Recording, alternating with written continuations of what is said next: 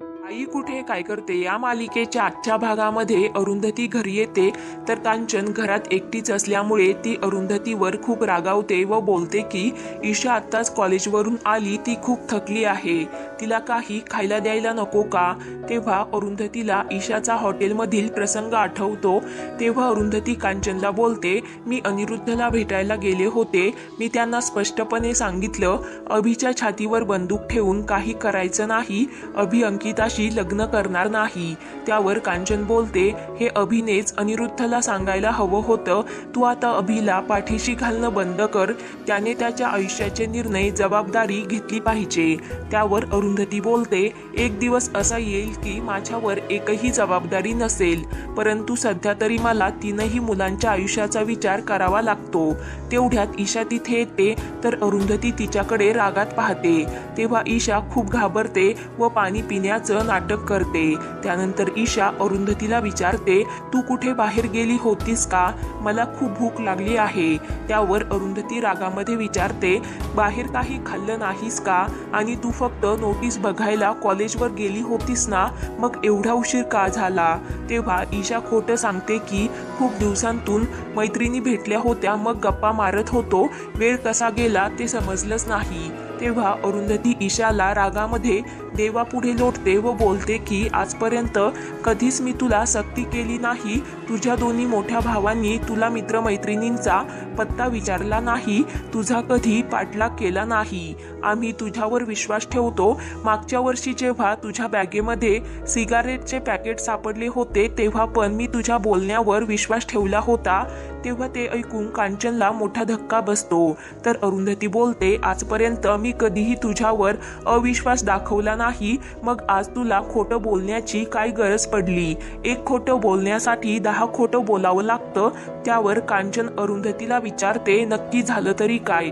ईशा सांगते, आजी काहीच झालं नाही। तेव्हा मात्र अरुंधती ईशावर अजूनच भडकते व बोलते की मी तुला खरं बोलण्याची अजून एक संधी देते, खरं सांग तू कुठे गेली होतीस?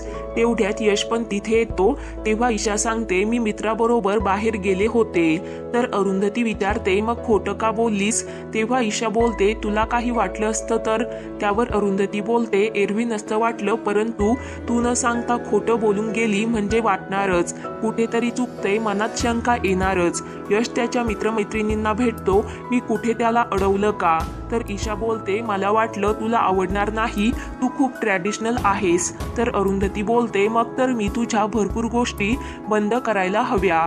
तर कांचन बोलते, जाऊ दे, तिला ओढू नकोस, तिला भूक लागली असेल, ती थोडा वेळ तर मित्रांबरोबर गप्पा मारत होती ना?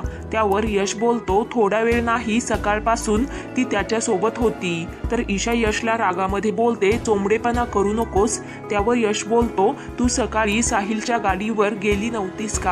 तर ईशा बोलते, हो, पण त्यानंतर मी खरंच कॉलेजला गेले होते। तर यश विचारतो, दुपारी काय पिक्चर बघायला गेली होतीस का? ईशा यशवर अजूनच भडकते। तर अरुंधती ईशाला विचारते, तो मुलगा कोण आहे? त्यावर यश बोलतो, मी त्याला ओळखतो, तो माझ्या पण मागच्या बॅचचा मुलगा आहे, फुटबॉल खेळतो, परंतु अभ्यासाच्या नावाने फक्त कॉलेजभर बोंबलत फिरत असतो, एकदा त्याला कॉलेजने रेस्टिगेट पण केलं होतं।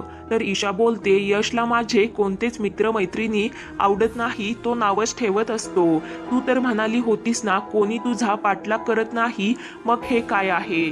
मला एवढं फ्रीडम नाही का? मी माझ्या मित्रमैत्रिणींना भेटू पण शकत नाही का? त्यावर यश बोलतो, तू भेट ना, परंतु खोटं का बोलतेस? तेव्हा अरुंधती ईशाला बोलते, मला तुझ्यावर 100% विश्वास ठेवायचा आहे, परंतु घरात खोटं बोलून बाहेर वेगळं वागायचं हे मला अजिबात चालणार नाही। मला सांगावंसं नाही वाटलं तर तुझ्या बाबांना सांग, तू जर खोटं बोलत राहिलीस तर मला तुझ्यावर नाईलाजाने वॉच ठेवावा लागेल, कारण प्रश्न तुझ्या सुरक्षेचा आहे, हा मुलगा कोण आहे? तेव्हा ईशा बोलते, तू समजतेस तसं काहीच नाही, मी त्याला जास्त ओळखत नाही, परंतु कॉलेजमध्ये नेहमी मी त्याला बघायचे, आत्ताच तो आमच्या ग्रुपमध्ये आला, मला त्याच्याशी गप्पा मारायला मजा येते, मी त्याला माझे प्रॉब्लेम सांगते, तो मला छान समजावतो। त्यावर साहिल फक्त माझा मित्र आहे, बाकी काही नाही, असं ईशा अरुंधतीला समजावत असते। अरुंधती बोलते, ठीक आहे, परंतु असं खोटं बोलू नकोस आणि मित्रमैत्रिणी एकत्र गप्पा मारा, एकटीने त्याच्यासोबत जाण्याची काही गरज नाही।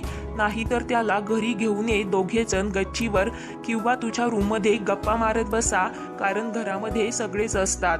त्या मुलाला सर्व काही सांग, त्याच्या मनामध्ये काहीच नसेल तर त्याला माझं म्हणणं नक्की पटेल. त्यावर ईशा बोलते, मी आता घराबाहेर पडतच नाही, तुम्ही माझ्यावर संशय घेता, व रागामध्ये लगेच तिथून निघून जाते. तेव्हा कांचन बोलते, बाप घरात नसल्यावर हे असं होतं, व ती पण रागामध्ये निघून जाते.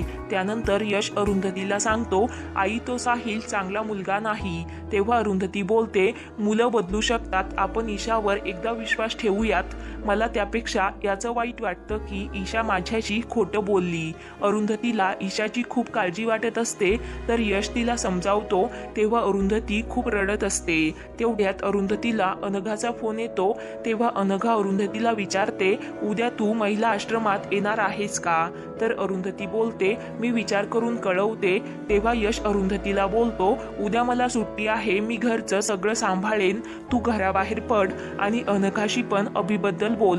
त्यावर अरुंधती होकार देते. त्यानंतर अरुंधती अभिषेककडे येते आणि आज मी अनिरुद्धला भेटून त्यांच्याशी बोलल्याचं सांगते व अभिला विचारते, तुला अंकिता आवडत नाही तर तू स्पष्टपणे बाबांना का नाही सांगितलंस?